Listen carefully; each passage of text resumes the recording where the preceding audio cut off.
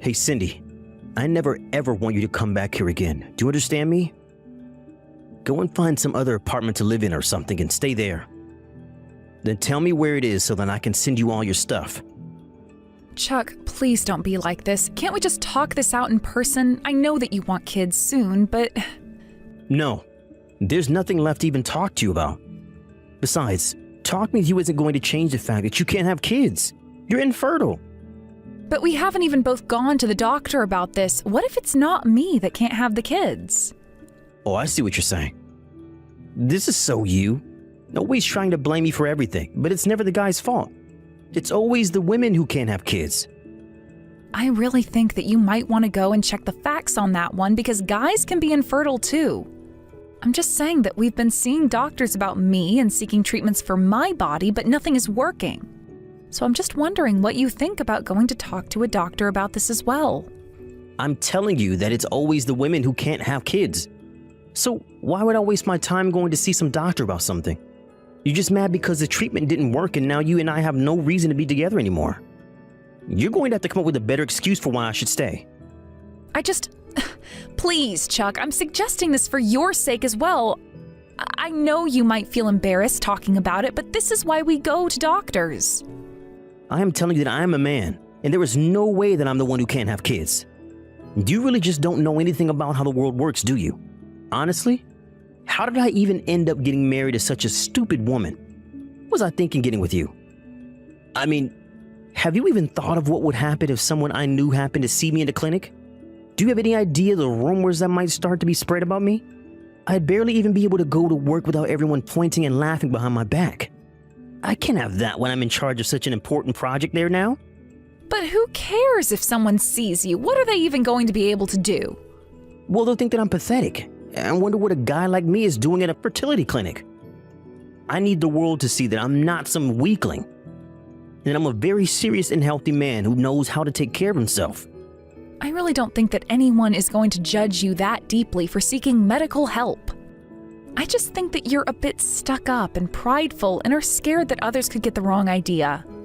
You really know how to get under my skin. Do you know that? I'll have you know that appearances are everything in my line of work, and I can't risk hurting mine. I mean, that's the real reason why I married you in the first place. I figured that we'd look good standing next to each other. So then you're really saying that the only reason you wanted to marry me was because you thought it would help your image? Pretty much. You were good to look at, but man, I had no idea just what a boring woman you really were. And now you can't even have kids. It's like a bad joke. Everyone knows that as a businessman like me gets older, I need to start a family. I need to keep my life on track, and you're not helping. So then even wanting a family and kids is all just part of your business strategy? And so what if it is? I just call that being efficient. I get kids, plus the world thinks that I'm the kind of man that I should be. Or rather, I could have been if it weren't for you. Please don't say things like that to me, Chuck. I mean, do you really think this is how you should be talking to your wife? Why? Are you saying I should be ashamed to talk like this? I'm sorry, but a businessman tells it how it is. That's what I'm known for around the company. Well, that's fine at work, but your life isn't your work, and you can't talk to the people you love like that. It sounds to me like you're just upset because you can't handle hearing the truth. But soon you won't even be my wife, so I'll talk to you however I want. But the thing is, I don't even want to talk to you anymore. So don't ever try to contact me again, got it? Well, fine then. If this is how you're going to be, then I'm just glad that you and I never had any kids. I would hate for them to grow up with a father like you, only interested in using them for social gain. Do you think my kids are going to be unhappy? You have no idea what you're talking about because you couldn't even give me kids. I'm going to go out and find a different woman. Someone younger and prettier who is sure to be able to do what you can't. I'm sorry, but if you think that anyone is going to be able to love you when you're like this, you are dead wrong. But whatever, you're not my problem anymore, and I already feel the weight coming off of my shoulders. I know that secretly you're just crushed inside. You can't hide the truth from me.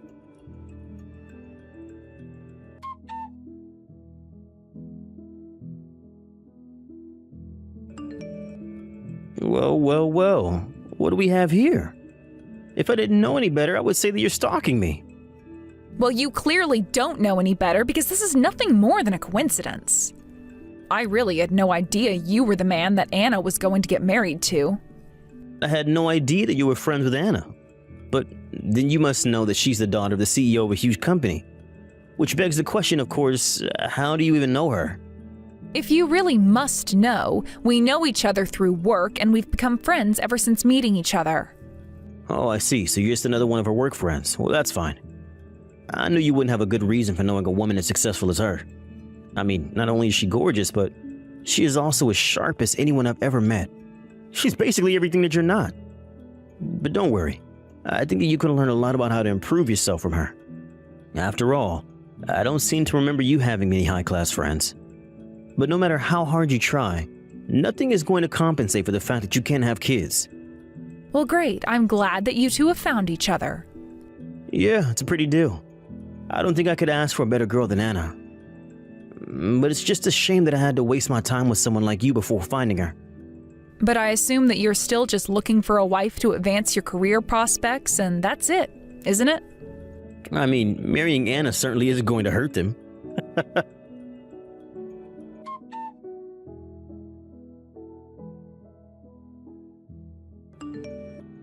Hey, Cindy.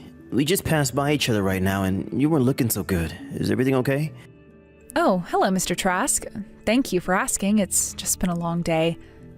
But you are also looking a bit tired. Are you all right? Yeah, I'm okay, but just thinking about Anna getting married. I don't know. It's a lot to take in, you know? Well, I can see that. You are her father, after all. You've probably been looking forward to and dreading this day for a long time. No, it's nothing like that. I'm more than happy for my daughter to make her own decisions in this world. But I just hope that she makes the ones that make her happy. Oh, I see. Well, that also makes plenty of sense, but what makes you say that now? Well, I really don't want to be saying this on the day of the wedding, but I really don't like this Chuck guy at all. I mean, I just feel like he isn't trustworthy.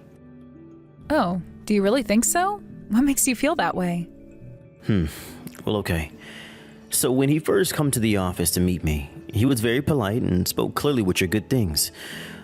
But the whole time, I just felt like he wasn't giving me the whole picture. Well, as Anna's father, what made you want to give her the okay to have the wedding? Do parents still even bless their kids' wedding anymore? I don't think she really asked me for permission, so she just wanted me to meet her fiancé because I'm her dad. And I just want to do what I can to cheer her on. I see. But even so, you can't help getting a bad feeling about Chuck. If it's okay, I'd like to send you some messages that Chuck sent to me. You see, he actually kicked me out of our house 3 years ago. Wait, you two know each other? It's a long story.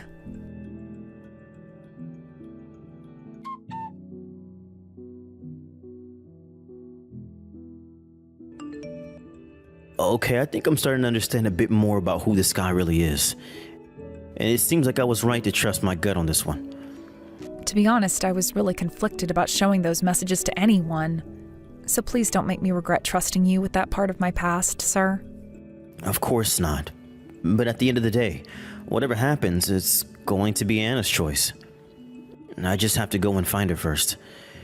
If she still wants to marry him after all I have to say to her, then that's fine, and I'll support her no matter what. I really do admire how much respect you're showing to your daughter's life choices, even if you don't agree with them. Well, I mean, I'm her father. It's kind of my job. It's all thanks to Anna that I've learned so many important lessons about life. So I just want to try and set a good example for the day when she might have kids too. I guess being a parent never really ends, does it? I mean, you're still her dad, whether she gets married or not. Yeah, it's crazy, this thing we call life. But anyways, I have to go and try to explain to Anna all about her husband. We'll talk soon.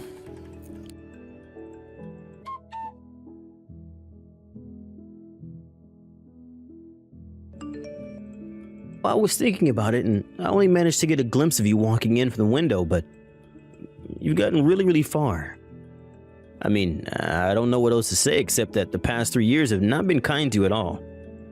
Excuse me? Is this really why you're texting me right now? To call me fat? Hey, come on, don't be mad just because I'm calling it how I see it. But I guess you must have taken breaking up with me pretty badly if you'd end up like this. Why did you even bother showing up to this wedding if you become so ugly, though? Aren't you embarrassed? If you must know, Chuck, I am pregnant with twins. Wait, what? What do you mean by that? You're pregnant with twins? I mean, you pretty much just said it. I have 2 babies growing inside of me right now. It's actually pretty tough on me physically, but I couldn't be happier or more excited for this. But then, that means that you're pregnant. I don't understand. How did this happen? I mean, you were infertile. We tried so many different kinds of treatments and none of them worked. Wait a second. You're just lying to me, aren't you? You just don't want me to know how fat you've actually become. I am not lying or trying to hide anything, Chuck, but if you want to check for yourself, why don't you come over here and I'll introduce you to my husband? Husband? You mean to tell me that someone wanted to marry you after me? Now I know that you're lying about this. You just keep piling up the lies, but I'm not buying them. Well, okay then, I guess I'll just have to go over there and explain things to you. Wait just a second. Keep away from me. I don't want you coming near me.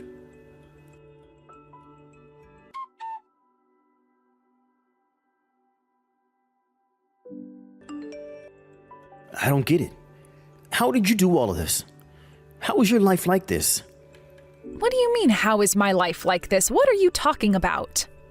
Well, I mean, I thought that since you were infertile that nobody would ever want to marry you after we broke up. And then I thought that you were just lying to me about being pregnant so that I wouldn't know that you were fat. But on top of all of that, you actually hired some guy to pretend to be your husband just so you could try and trick me? That really is taking it too far. Chuck, you literally have no idea what you're talking about at all. I'm not lying to you about any of this. No. I know that you're lying.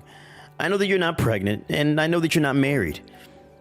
You can insist all you want, but you aren't going to fool me. If you don't want to believe me, then that's your problem. Just don't come crying to me when it comes to bite you in the butt.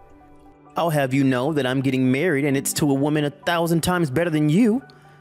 So unlike you, I'm not trying to hide from reality or live a life of lies.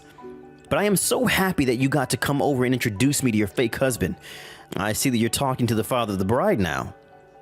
Well, I thought that it would be best for me to talk to him, if you must know. In fact, you might want to talk to him as well. And just who do you think you are to try and give me orders like that, huh? He's going to be my father-in-law, and I'll talk to him whenever I want. Well, okay, just don't say that I didn't warn you. Warn me about what? You're crazy, and this proves it. Anyways, I think Anna's going to be coming out any second now, and the ceremony is going to start.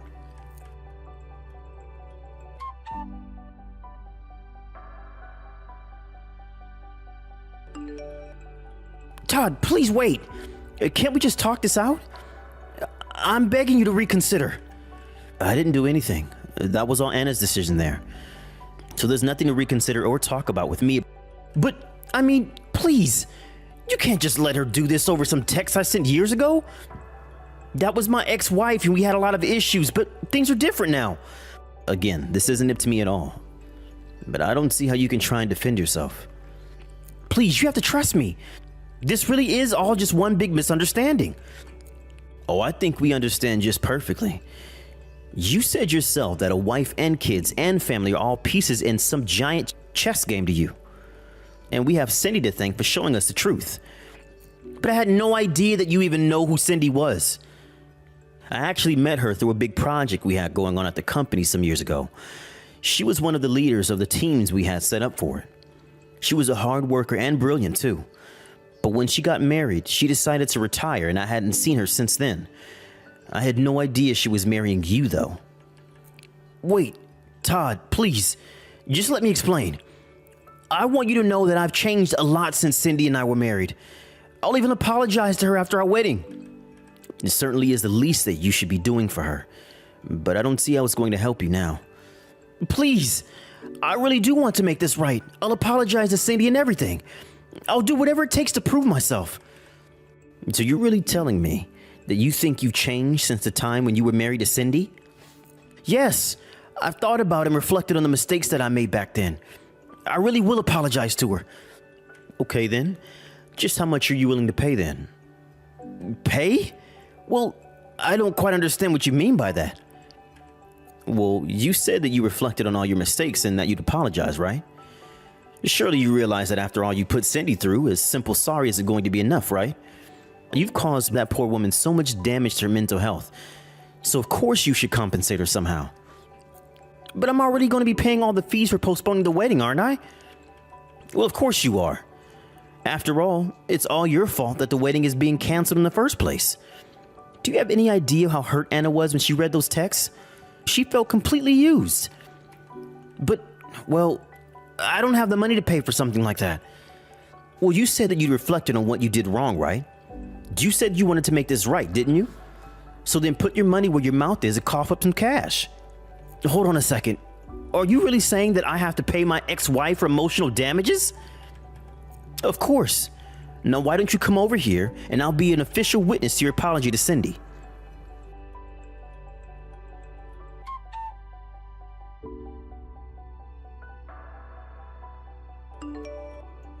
There, that wasn't so bad now, was it? I didn't actually think you'd come over, though. I thought you'd just run away. Shut up! This is all your fault and you know it. My fault? What do you mean? I thought you'd reflected on all the mistakes that you made. This is all because you showed Todd those texts I sent you all those years ago, isn't it? Why would you go and do something like that? You ruined my marriage, made me have to pay for the cancellation fees, and on top of that, I have to pay you for some reason? Something tells me you aren't actually sorry for our past. What was I supposed to do? Todd had a contract ready to sign, basically forcing me to agree to pay you. What kind of game is that? Well, you were the one who signed it, and besides, he does have a point. You put me down for months and months because you thought I couldn't have children. And I asked you to go and have a doctor look at you as well, but you refused to even entertain the thought. But here I am pregnant, and that you are left at the altar. But that isn't fair. You couldn't get pregnant. It's my fault that something changed since then. You really just don't get it at all. You're the one who can't have children. You seriously have to get over yourself, or else you're just going to get into more trouble. Shut up! You don't know what you're saying. You were just lying to me this whole time. This whole thing is a giant scam. I'm sorry, but nobody here thinks that I'm lying. You got in trouble because you said a wife is nothing but a status symbol, and now you're paying for that. How dare you try and talk down to me like that? Don't you know who I am? Yeah, you're someone who got stood up at his wedding, someone who nobody respects, and somebody who nobody trusts. You're a self-delusional punk who only uses people for his own ends and is too much of a crybaby to accept responsibility for his own mistakes. Does that sound about right to you? You can't talk to me like that. Don't you know I'm a high-value male? Everyone here are just beta losers who don't know the first thing about how to increase their social status. I don't know how to break this to you, but in the real world, nobody cares about that kind of thing. Nobody even thinks about status or alpha or beta or anything like that. Well, of course a woman like you wouldn't understand what it takes to be a real man in this day and age. I really just don't even know why I bother with you. But anyways, you signed the contract saying you'd pay me, so don't forget about that. Oh, and I am sorry to hear the news about you losing your job. Losing my job? What are you talking about? I haven't lost my job. Well, I'm afraid that now that your boss knows exactly the kind of man that you really are, your days are going to be numbered.